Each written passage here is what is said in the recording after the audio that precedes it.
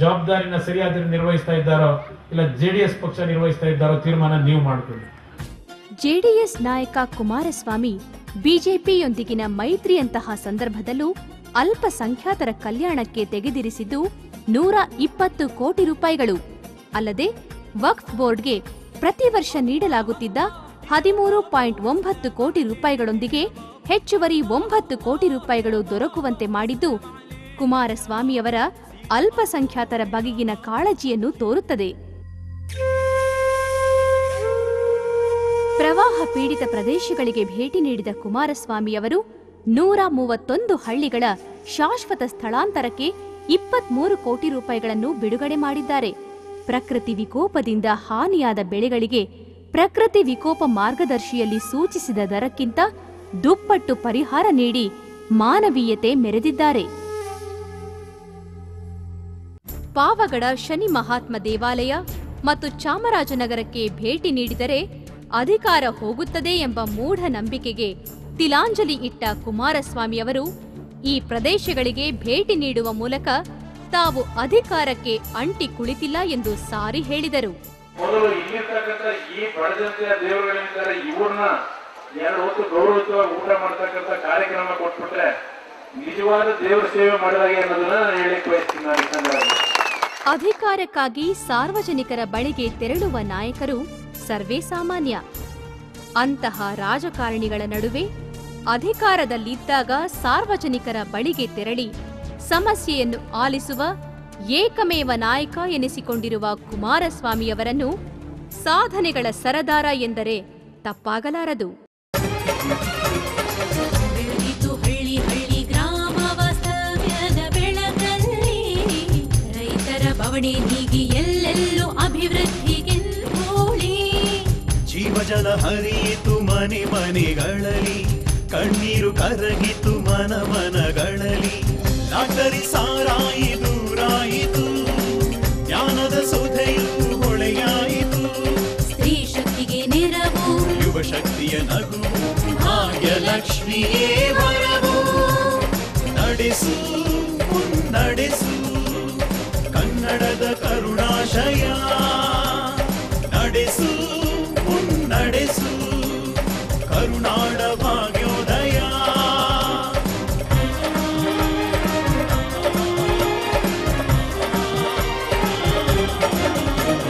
ವಿಕಲಾಂಗರ ಚೇತನ, ವೃದ್ಧರ ಆಶಾ ಕಿರಣ, ವಿಕಲಾಂಗರ ಚೇತನ ವೃದ್ಧರ ಆಶಾ ಕಿರಣ, ಅಸಹಾಯಕರಿಗೆ ಜನರ ದರ್ಶನ, ಬೃಹತ್ ಬೆಂಗಳೂರು ಅಸ್ತಿತ್ವ ಯೋಜನೆ, ಅಲ್ಪ ಅವಧಿ ಅಧಿಕ ಸಾಧನೆ ನಡೆಸುವ ಈ ರಾಜ್ಯ ನಡೆಸುವ.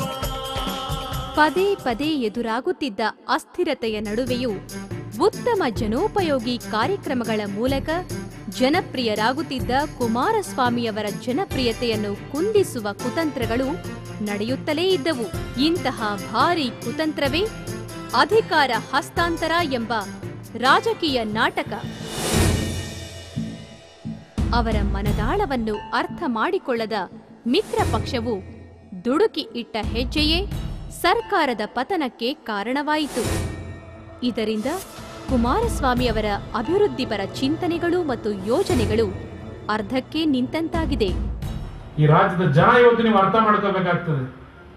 ಇವತ್ತು ತಮಿಳುನಾಡಿನಲ್ಲಿ ಏನೊಂದು ರಾಜಕೀಯ ವ್ಯವಸ್ಥೆ ಇದೆ. ಈ ರಾಷ್ಟ್ರೀಯ ಪಕ್ಷಗಳನ್ನ 2 ಪಕ್ಷಗಳನ್ನು ತಿರಸ್ಕಾರ ಮಾಡಿದ್ದಾರೆ, ಕಾಂಗ್ರೆಸ್ ಮತ್ತೆ ಬಿಜೆಪಿಯನ್ನ. ಆ 2 ರಾಷ್ಟ್ರೀಯ ಪಕ್ಷಗಳನ್ನು ತಿರಸ್ಕಾರ ಮಾಡೋದ್ರ ಮುಖಾಂತರ ಈ ರಾಜ್ಯದಲ್ಲಿ ಒಂದು ಹೊಸ ರಾಜಕೀಯ ಶಕ್ತಿಯನ್ನು ಕೊಡಿ. ಈ ರಾಜ್ಯದಲ್ಲಿ ನೋಡೋಣ ಅದು ಯಾವ ರೀತಿ ನಮ್ಮ ರಾಜ್ಯ ಸರ್ಕಾರಗಳ ಪ್ರಸ್ತಾವನೆಗಳು ತಿರಸ್ಕಾರ ಮಾಡುತ್ತಾರೆ.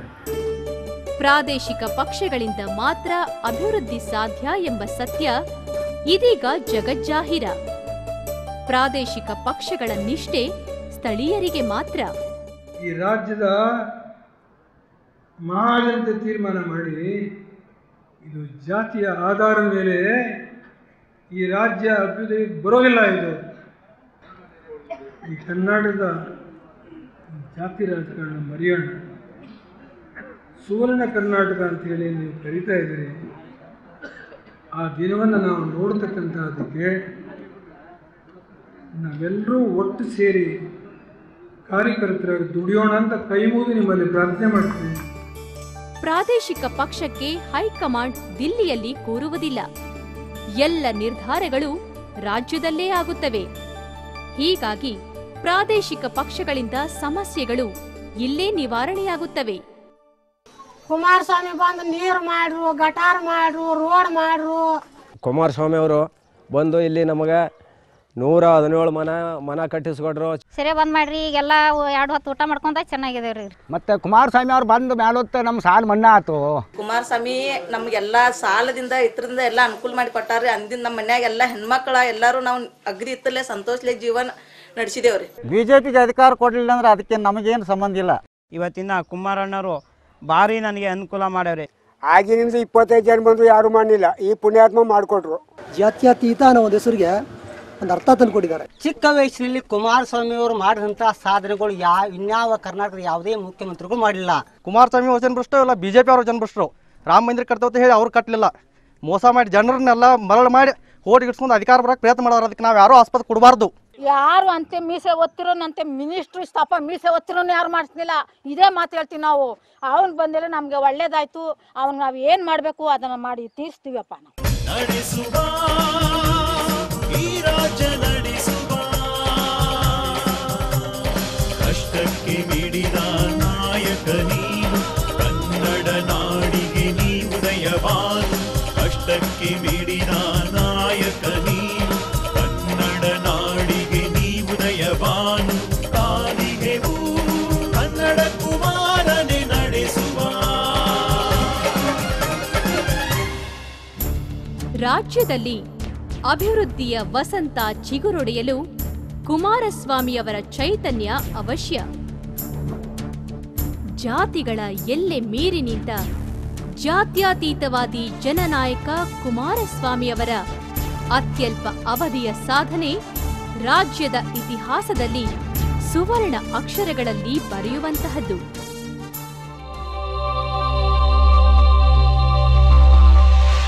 ರಾಜ್ಯದ ಅಭಿವೃದ್ಧಿಪರ ಕನಸುಗಳನ್ನು ನನಸಾಗಿಸಲು ನಮ್ಮೊಂದಿಗಿರಿ.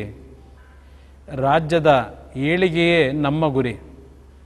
ನಮ್ಮ ನಿಷ್ಠೆ ನಿಮಗಷ್ಟೇ.